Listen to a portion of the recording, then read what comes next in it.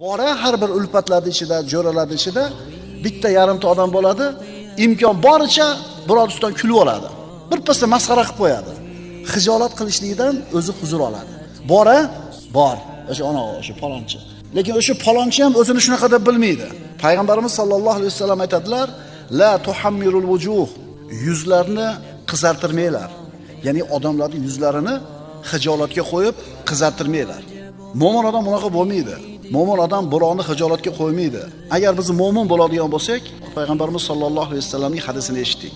Odamlarni yuzlarini qizartirmanglar deyaptilar, xijolatga qo'ymanglar deyaptilar. Mana payg'ambarimiz sollallohu alayhi vasallam o'zi qanday yo'l tutganlar shunday holatda. Bir to'p sahobalari bilan Rasululloh o'tirib tuya go'sht yedilar. Shu o'tirganlardan bittasidan yel chiqib ketdi. Ovozi chiqdi. Endi bu yerga yel chiqqan odamni xijolatdan endi holi tayin. Odamlar bilmayapti kimdan chiqqanini. Hammasi turib namoz o'qishlik kerak, asr o'qishlik kerak. Hozir shu yil chiqargan odam turib tahorat qilsa, bilinib qoladi. Nabiy sallallohu alayhi vasallam ko'ryapsizmi? Odamlarni xijolatdan chiqarishlikka bo'lgan harisligini. Aytdilarki, tuya go'shtini yeganlar turib tahorat qilsin dedilar.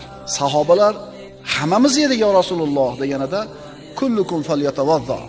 Hammanglar tahorat qilinglar dedilar. Hammalari turib tahorat qilishdi.